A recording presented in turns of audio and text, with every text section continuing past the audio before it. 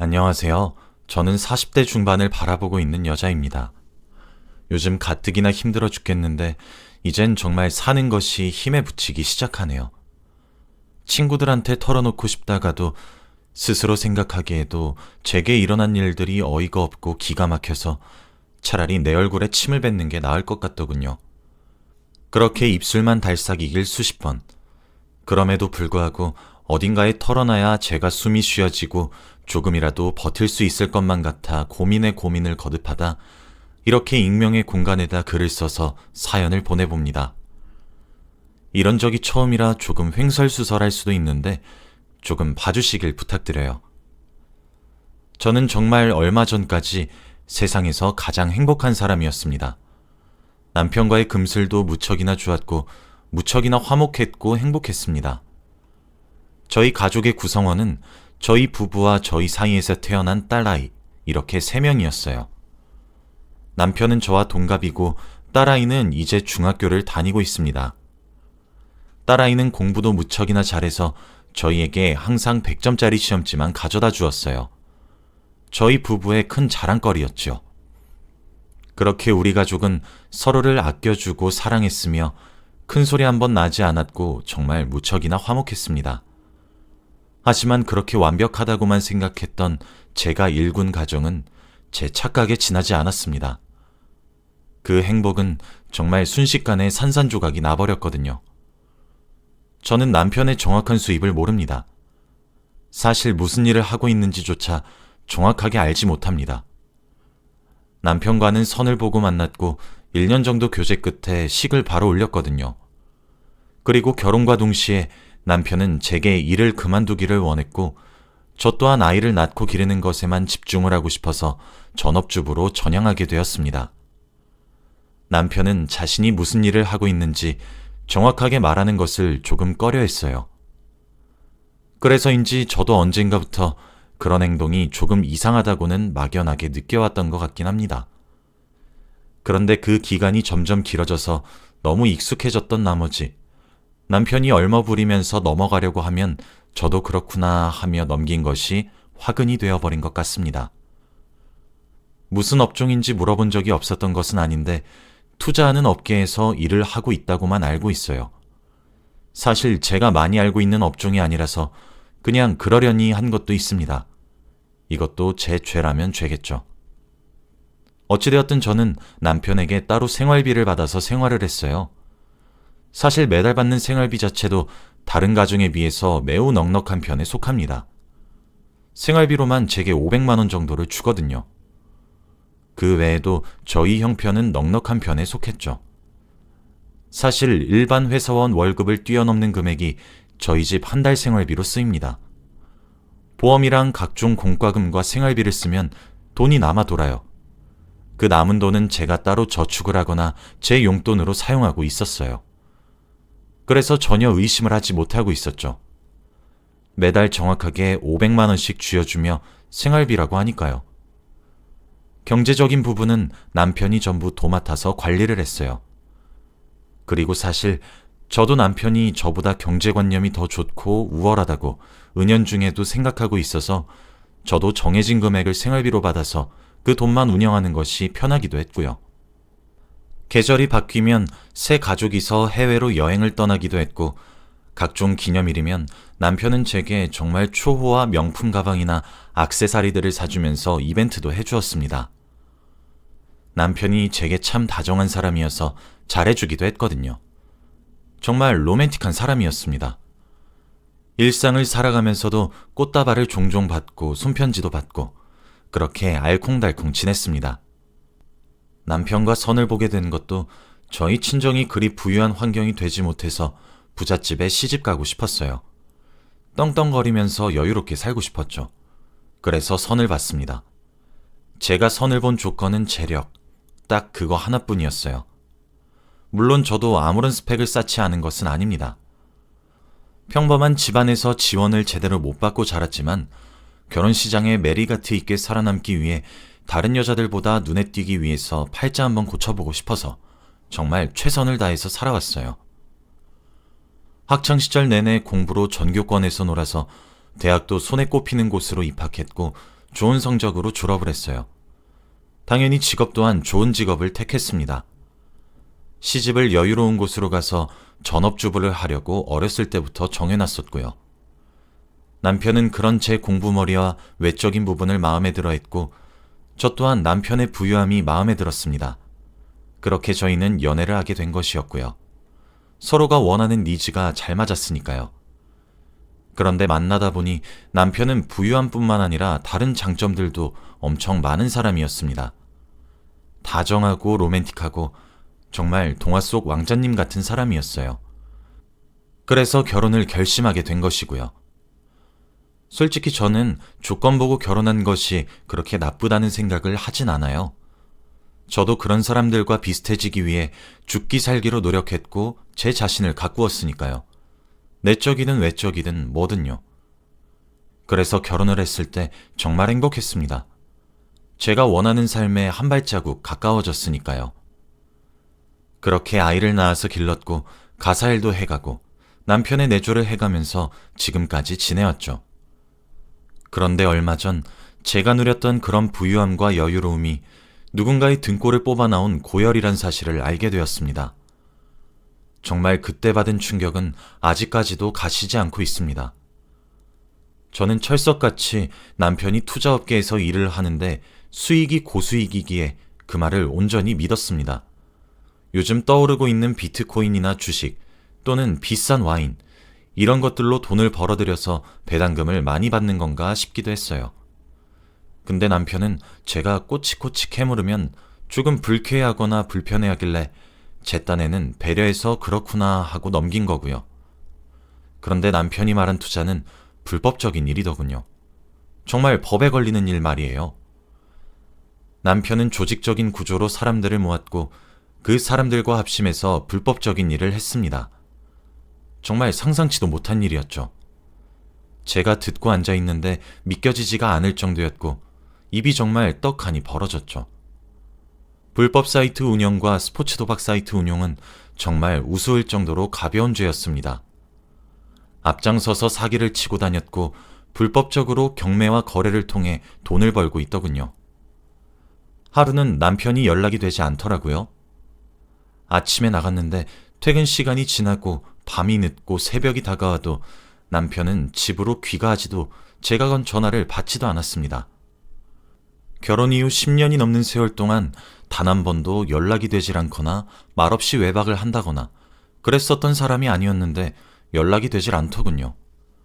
처음엔 의아해했고 그 다음은 뭐 하는 건가 싶은 마음에 화가 났지만 언제 그랬냐는 듯 저는 걱정으로 잠 한숨 이룰 수가 없게 되었습니다. 그렇게 소파에서 남편이 돌아오길 기다리다 깜빡 선잠이 들었던 바로 그때였습니다. 쾅쾅쾅 하는 소리와 함께 누군가 저희 집 현관문을 부서져라 두드리기 시작했습니다. 깜짝 놀라 인터폰으로 누구시길래 이렇게 행동하시는 거냐고 경찰 부르겠다고 엄청 화를 내며 말했어요. 그 소란에 딸아이도 잠에서 깨어나 제 곁으로 슬슬 다가왔죠.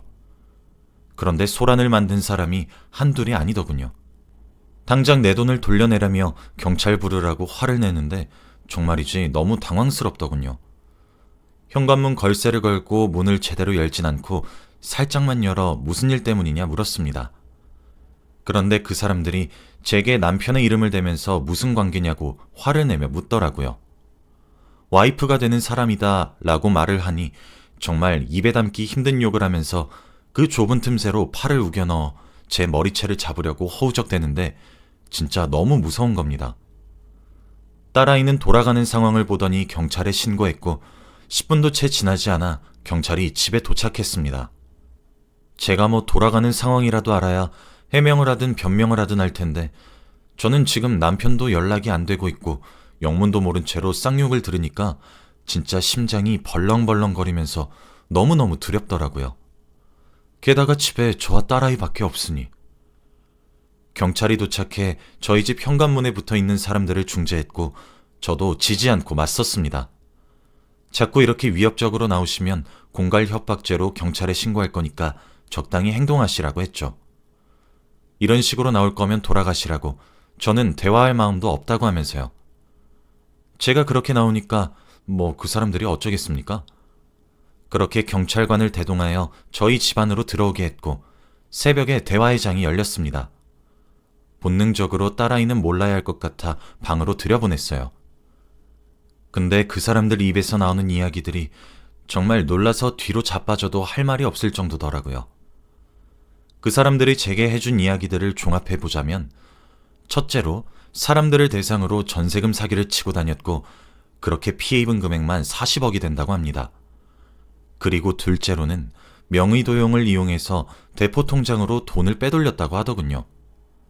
셋째로는 그걸로도 모자라서 음지에서 불법적으로 거래를 주고받았다고 합니다.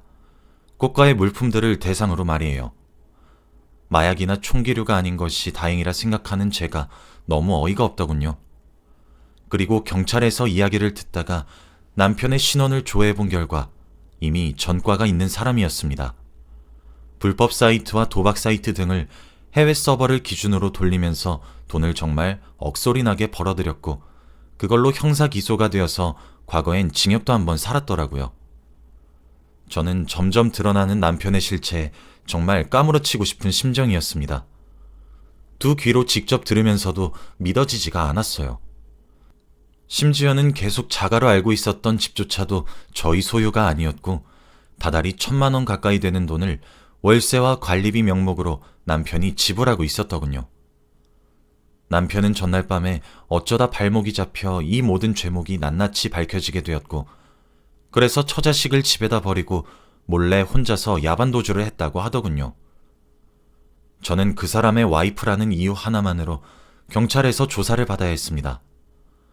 아무래도 피해 사기액이 한두 푼이 아니어서 그런지 제게 자꾸 남편을 어디에 숨겼느냐고 몰아세우더군요. 네, 맞아요. 제 남편 참 나쁜 사람이죠. 그런데 제가 감당할 일이 아니잖아요. 저도 그날 처음 알게 되어서 아무것도 몰랐어요.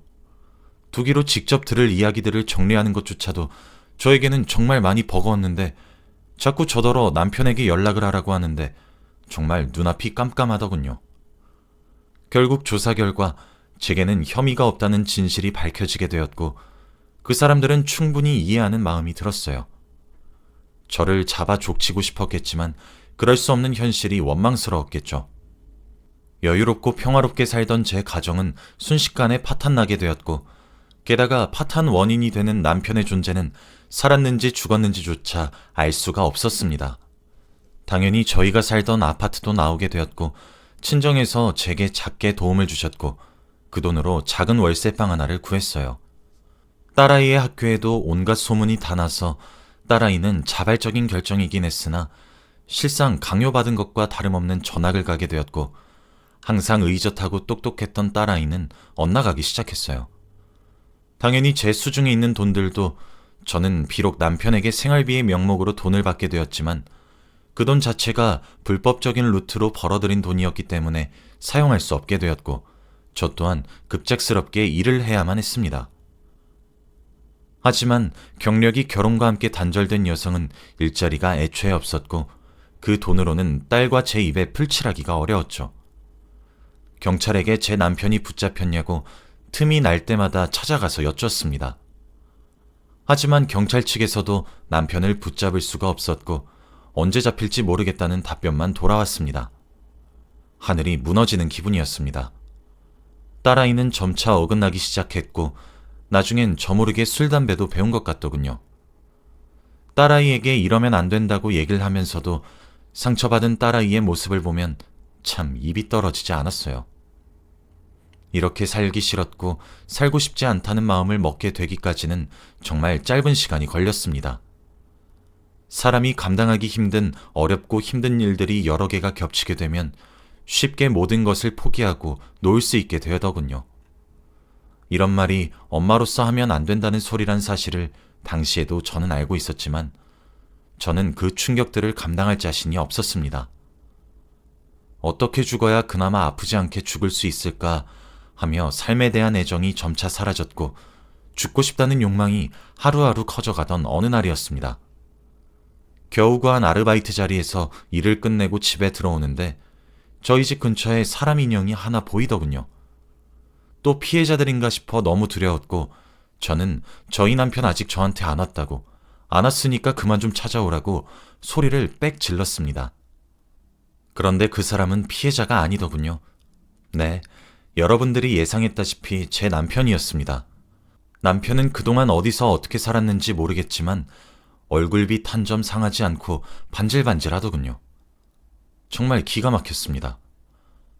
일단 들어가서 얘기하자는 남편의 말에 집 안으로 들였습니다. 얘기는 해야 할 것 같아서 말이에요. 남편은 그동안 밀항을 통해 잠시 중국으로 나가 피신해 있었다고 했고, 제가 그동안 알고 있었던 남편의 친한 동네 동생 아는 형, 그렇게 다섯이서 조직적이고 체계적으로 남들 등골을 쏙쏙 빨아먹으면서 부를 축적하고 있었다는 사실이었습니다. 저에게 말을 해서 저와 딸아이도 피신시키고 싶었으나 자신이 너무 늦게 눈치채서 어쩔 수 없이 고생하게 뒀다며 자기 마음도 편치 못했다는 말을 잘도 짓거리는데 저는 저놈이 무슨 미친 망언을 하나 싶더군요. 이미 제 인생은 나락으로 떨어졌고 딸아이는 그 옛날 사랑과 배려가 충만한 아이가 아닌데 말이에요. 이혼을 요구하니까 자신이 법정에 설 것 같냐고, 자신이 법정에 서면 날 잡아가라고 자기 손으로 자기 손목에 수갑 채우는 꼴밖에 더 되는 거냐고, 어차피 혐의가 없는 걸로 풀려나지 않았냐고 아주 뻔뻔스럽게 우겨대는데 살인자의 마음을 처음으로 공감할 수 있게 되더군요. 저와 제 딸을 망가뜨린 남편을 죽여버리고 싶다는 생각이 마구 들었고 그렇게 생각하는 스스로에게 너무 놀랐어요. 저는 그대로 남편을 쫓아냈습니다. 남편을 쫓아내고 주저앉아 엉엉 우는데 방문이 스르륵 열리더니 딸이 나오더군요. 딸아이랑 부둥켜 안고 얼마나 울었는지 모릅니다. 저도 딸아이도 서로가 서로를 상처 입히면 안 되었던 건데 저희 모녀는 그날 새롭게 출발하기로 다짐했고 바로 짐을 싸서 야반도주를 감행했습니다. 아무도 저희를 알지 못하는 곳을 가서 집을 새로 구했어요. 딸아이도 새로 시작하고 싶어 하더군요. 새로운 지역에 정착하는 과정은 어려웠습니다. 하지만 그게 또 막상 해보니 할만하더군요. 딸아이는 다니던 학교를 중퇴하고 검정고시를 패스했고 저는 낮이나 밤이나 일을 해서 작은 미천을 마련했습니다. 돈을 벌면서 가장 먼저 한 일은 남편과의 이혼 소송이었습니다. 위자료든 뭐든 정말 다 뜯어내고 싶었는데 그게 말이 쉽죠. 범죄자 신분으로 된 남편이 가출을 한 사유로 겨우 이혼에 성공했고 딸아이와 저 둘 다 이름도 바꿔버렸습니다. 친정에서 작게 돈을 마련해 주어서 그 돈으로 현재 생활하고 있고 저도 계속 일을 하고 있습니다.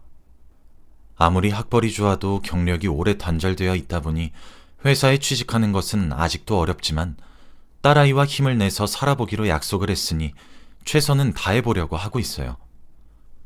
제가 이런 일을 겪게 될 줄은 정말 꿈에도 몰랐고 이렇게 힘든 상황에 처할 줄은 감히 예상도 못했었어요. 사람 일은 알다가도 모르겠다더니 제게는 계속 불행만 덮쳐오네요. 아무리 몰랐다고 해도 그런 돈으로 저와 제 딸도 호의호식했으니 남은 생은 속죄하는 마음으로 살아가려 합니다. 남편과는 연락이 아예 끊겨버렸고 호적상으로도 가출로 인한 이혼으로 마무리되어 남남이 되었어요. 남편이 경찰에게 하루빨리 잡혀서 죗값을 톡톡히 치렀고 두 눈에서 피눈물을 꼭꼭 흘리기를 기도하며 글을 마치겠습니다. 제 이야기를 들어주신 여러분들도 저처럼 대충 넘어가려고 하지 마세요. 저는 제가 그렇구나 하고 넘겼던 모든 순간들을 뼈저리게 후회하고 있습니다. 믿는 도끼에 발등 찍힌다는 옛말이 그렇게 틀린 말이 아니란 것을 깨닫게 되었어요. 여기까지가 제 이야기였고요. 긴 이야기 들어주셔서 감사합니다. 행복하세요.